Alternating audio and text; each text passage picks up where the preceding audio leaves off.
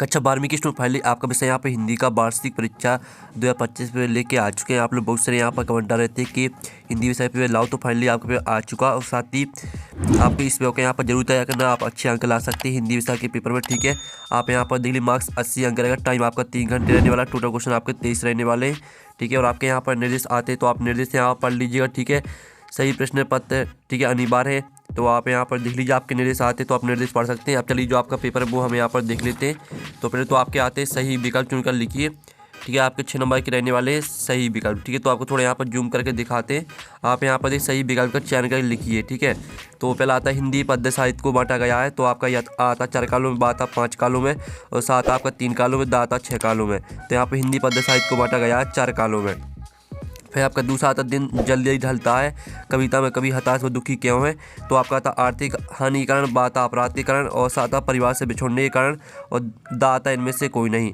तो जो आपके यहाँ पर दिया गया है, ठीक है, आप यहाँ पर देख लीजिए दिन जल्दी ढलता है, कविता में कभी हताश व दुखी क्यों है, तो इसका आंसर आपका सा हो जाए परिवार से बिछोड़ने के कारण। फिर आपका तीसरा आता जहाँ शब्द चयन द्वारा कथन में सौंदर्य आता वहाँ होता है, तो यहाँ पर जहाँ शब्द चयन द्वारा कथन में सौंदर्य आता वहाँ होता है आपका शब्द अलंकार।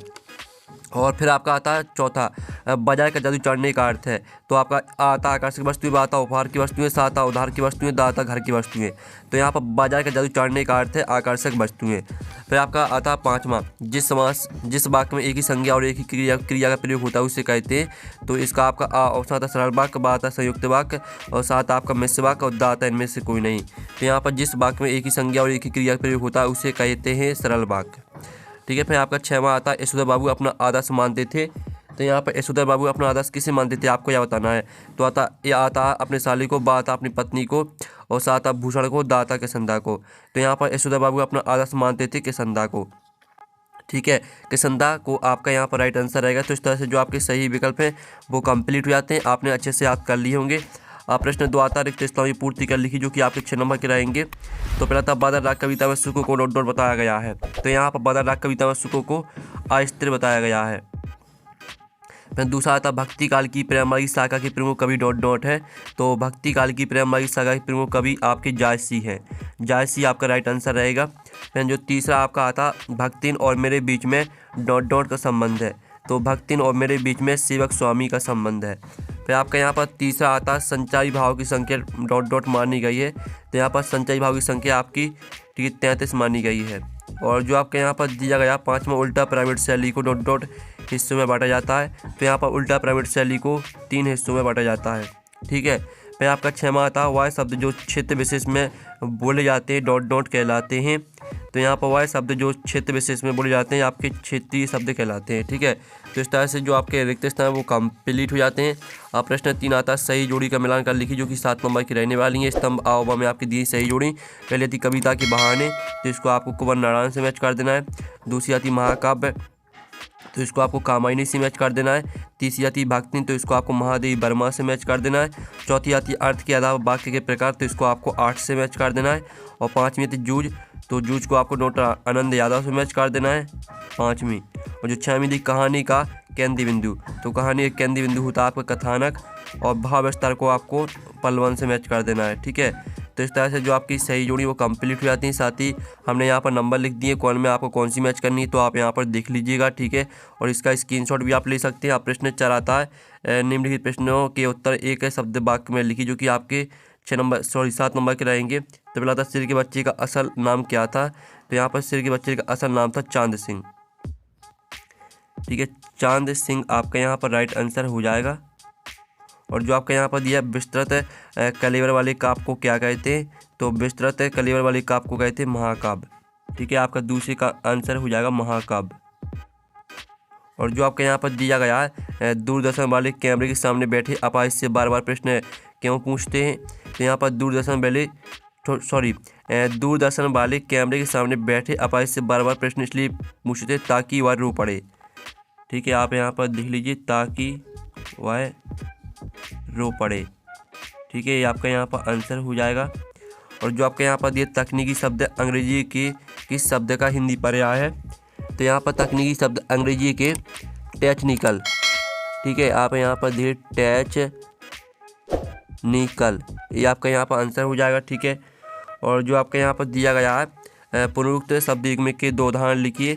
तो पुनरुक्त शब्द युग्म के जो आपके उदाहरण रहेंगे वो हो जाएंगे आपका टुकुर टुकुर, ठीक है, आप यहाँ पर देख लीजिए, टुकुर टुकुर, ठीक है। और फिर आपका दूसरा हो जाएगा बार बार। ये आपके पुनरुक्त शब्द युग्म के 2 उदाहरण हो जाते हैं। फिर आता है डेडलाइन किसे कहते हैं, तो इसका आंसर अगर डेडलाइन किसे कहते हैं तो इसका आंसर है किसी काम को करने की आखिरी समय सीमा को डेडलाइन कहा जाता है, ठीक है। आप फिर से यहाँ पर सुन लीजिए, जो आपका प्रश्न 6 दिया गया है, डेडलाइन किसे कहते हैं, तो इसका आंसर रहेगा किसी काम को करने की आखिरी समय सीमा को डेडलाइन कहते हैं।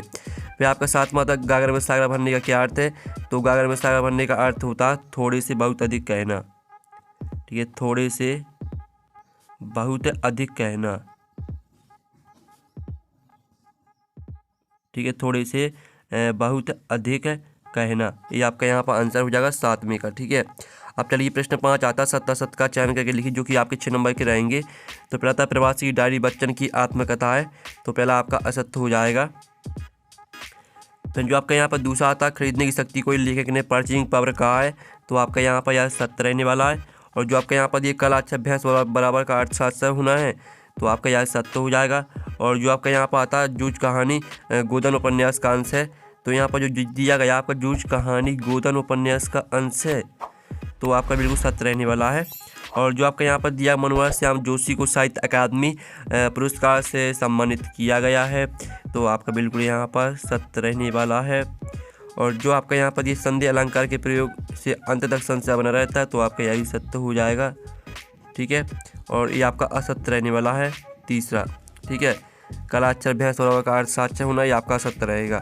अब चलिए प्रश्न आपका 6 आता है, बड़े बड़े राजा किस पर निछावर होते हैं, तो स्टूडेंट आप यहाँ पर दिल्ली 6वें क्वेश्चन का आंसर है, बड़े बड़े राजा अक्सर अपनी प्रजा पर निछावर होते हैं। यह कहावत इस बात को दर्शाती है कि शासकों की सच्ची महत्ता उनकी प्रजा की सेवा में होती है, ठीक है। आपका 6वें क्वेश्चन का आंसर है। 6वें का अथवा हम यहाँ पर देख लेते हैं।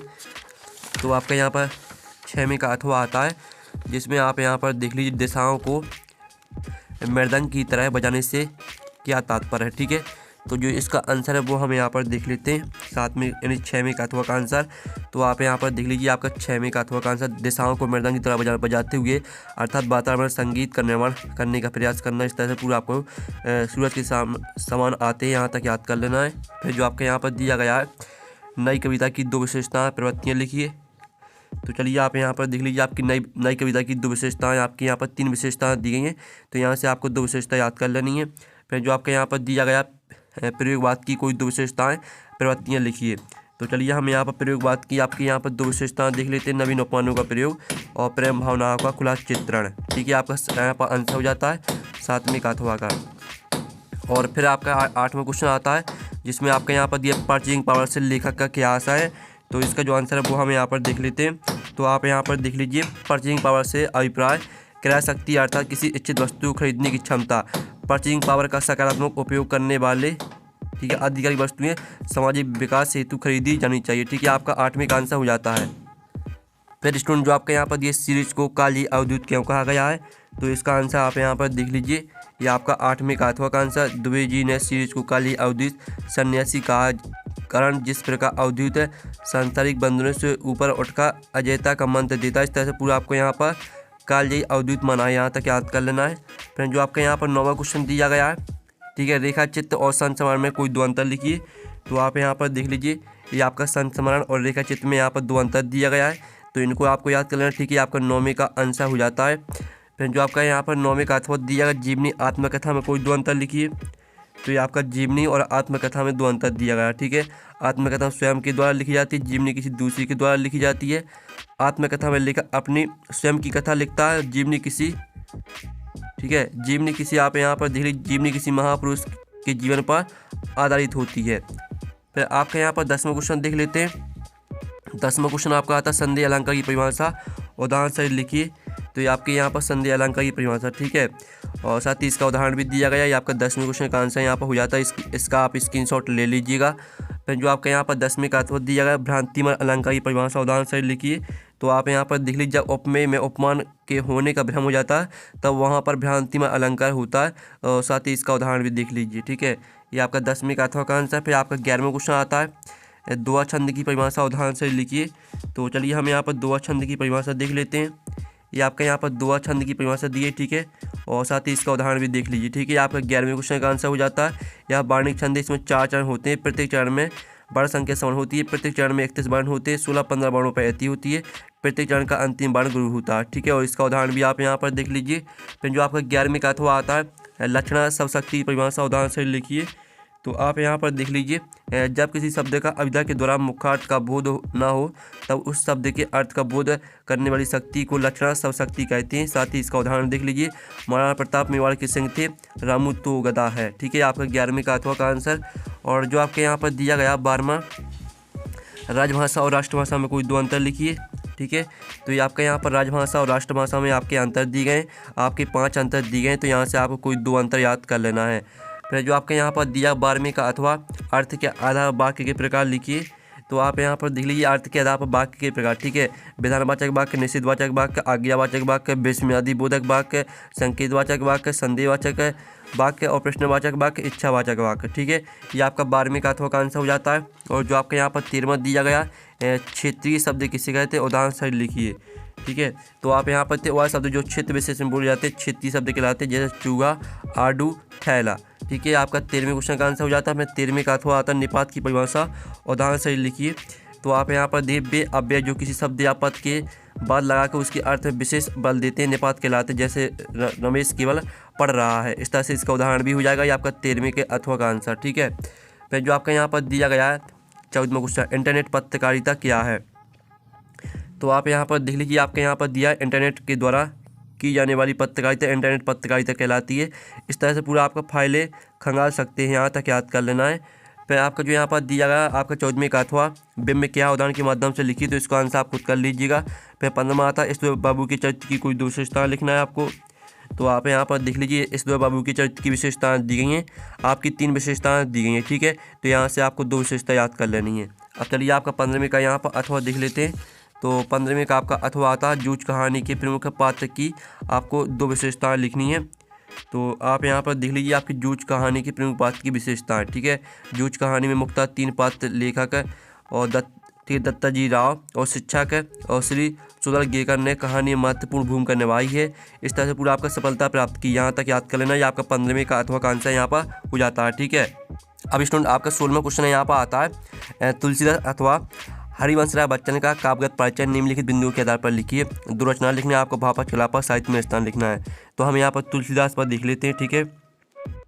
तो आप यहाँ पर देख लीजिए आपकी तुलसीदास की 2 रचना हो जाएंगी, विनय पत्रिका और रामचरितमानस। साथ ही इनका भावपक्ष देख लीजिए, ये आपका भावपक्ष और ये आपका कलापक्ष, ठीक है, और ये आपका साहित्य में स्थान।